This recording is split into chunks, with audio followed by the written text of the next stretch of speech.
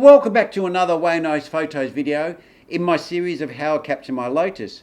Now, if you have a Lotus or any other sports car or any car in particular and you want to get that really nice photo of it, well, that's what we're going to talk about today, and how to get your camera out of that auto setting so you can get the best photos of your car.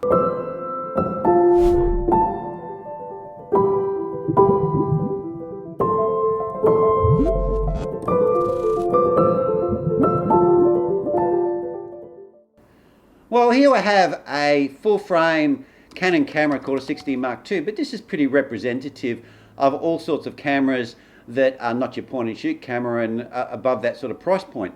So how do we get the best out of these cameras? Because yes, they have automatic settings, but to really get the best out of them, you really need to take them out of the automatic setting and start to use them in a manual format. So you take control of the settings, so you make the camera do what you want to do. Well, all cameras have three main variables, and that's ISO, aperture, and shutter speed. And things like your phones and the point and shoot cameras do this automatically and use smart technology to pick what they think is the best. But what the cameras think is the best in different lighting conditions sometimes is not that great. But they're great to get that snapshot. But if you want something more than a snapshot, you need to take control of these. Now, the first thing is ISO. ISO is the sensitivity of the sensor to light. So the higher the ISO, the more sensitive it is. The other one is aperture. Now aperture, the smaller the number, the more light it lets in. And then you have your shutter speed, and the higher the shutter speed, the less light it lets in. So they're your three variables.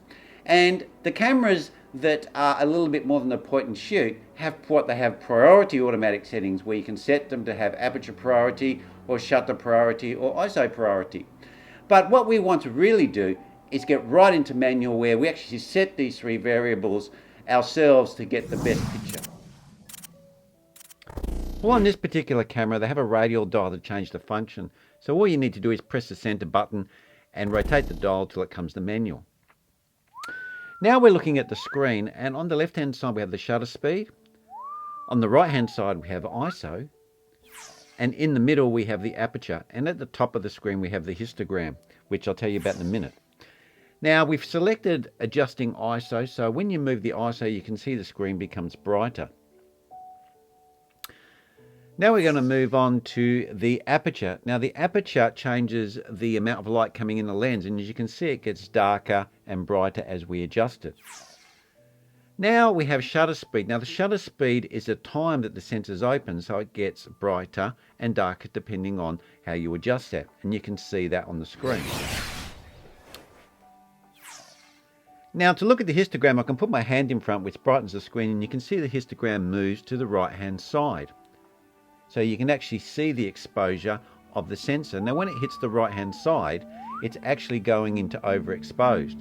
So what you need to do is when you're actually adjusting these controls, you set them so none of the actual graph is disappearing off the right hand side. But when I put my hand right in front, you can see it is, and my hand just looks white. Well, in conclusion, this is what I recommend, is that you don't let the automatic settings set the subject that's in the middle of the picture to the right exposure, but you actually set the camera to the highest exposure. And we get this a lot with cars, because especially if it's a bright day, we have bright sun and we can have reflections and light bouncing off all sorts of things. So what we actually do is we set the exposure for the brightest thing. So that's not what we call overexposure. It's not giving those what they call hot spots or spots that are pure white, and we bring them down so we get some contrast into them. But what this may do is actually make the car a lot darker, so it looks too dark in the photo. But then what we do is we bring the car back in our post-processing in our application, so therefore we have the car then that's in the right exposure, and then we also have the background or the spots that were overexposed in the right exposure, and this makes a much more pleasing shot for the viewer. Well, anyway guys, that's where I'm going to leave it today, and I hope you got something out of it, and you're going to have a bit of a play around with your cameras, and I'll see you next vid.